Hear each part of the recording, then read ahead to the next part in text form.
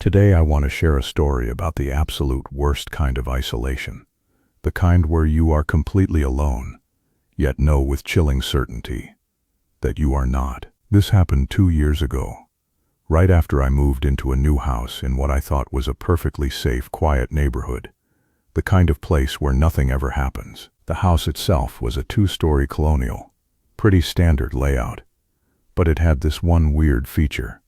A rarely used guest room upstairs that felt permanently cold, even in the summer. It was directly across the hall from my master bedroom, and because I didn't have many overnight guests, I mostly just kept the door closed. It became one of those forgotten spaces in the house, dark and dusty, and that's exactly where the terror began. I started noticing things in the guest room.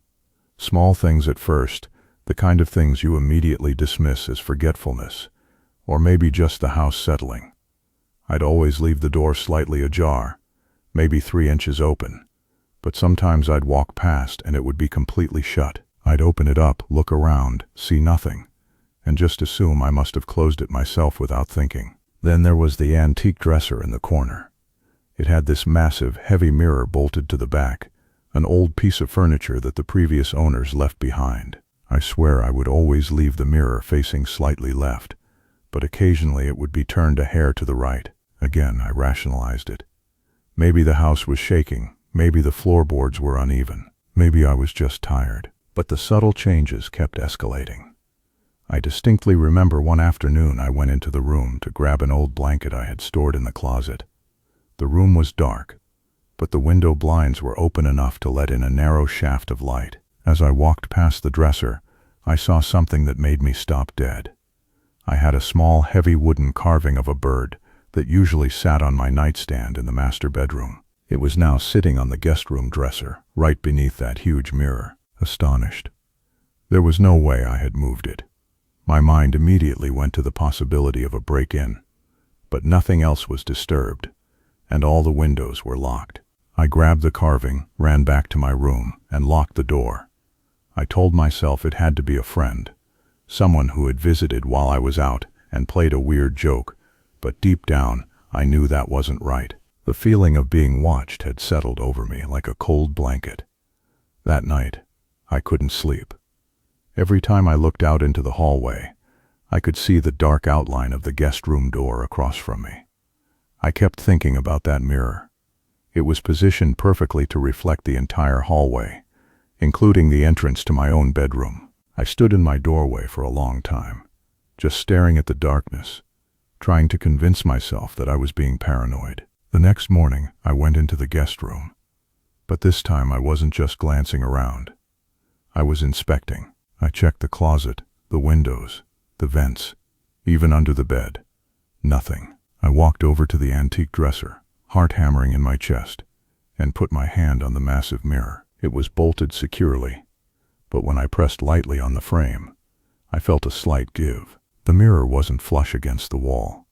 I managed to slide the dresser and the mirror away from the wall just enough to peek behind it. The wall was drywall, and right in the center, hidden perfectly behind the mirror's heavy wooden frame, was a small, crudely cut hole. It was maybe the size of a quarter, ragged at the edges, and it looked like it had been there for a long time. I didn't need to look through it to know what it was. It was a peephole, and because of the mirror's slightly angled position, that hole provided a direct, unobstructed view into the main hallway, and more importantly, directly into the open doorway of my master bedroom. I backed away, stumbling over the corner of the rug, suddenly feeling sick. It wasn't just that someone had been in the house, it was that they had been watching me, observing my routine, using that room as their personal hidden theater. The carving on the dresser wasn't a joke, it was a message, a confirmation that they knew where I slept. I called the police immediately. When they arrived, they were skeptical at first, until they saw the hole behind the mirror. The officers noted that the hole was old, suggesting this wasn't a recent intrusion, but perhaps something the previous owners, or even someone before them, had done. However, what followed was even more disturbing. They searched the room thoroughly and found a small, almost invisible scuff mark on the baseboard near the back window. The window was locked, but one of the officers pointed out that the lock looked slightly bent, as if it had been forced open, and then carefully resecured.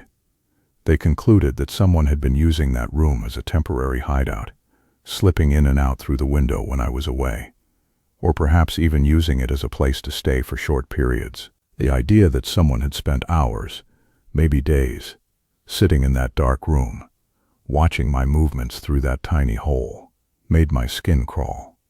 The police left without finding any suspects or further evidence, but the fear didn't leave with them.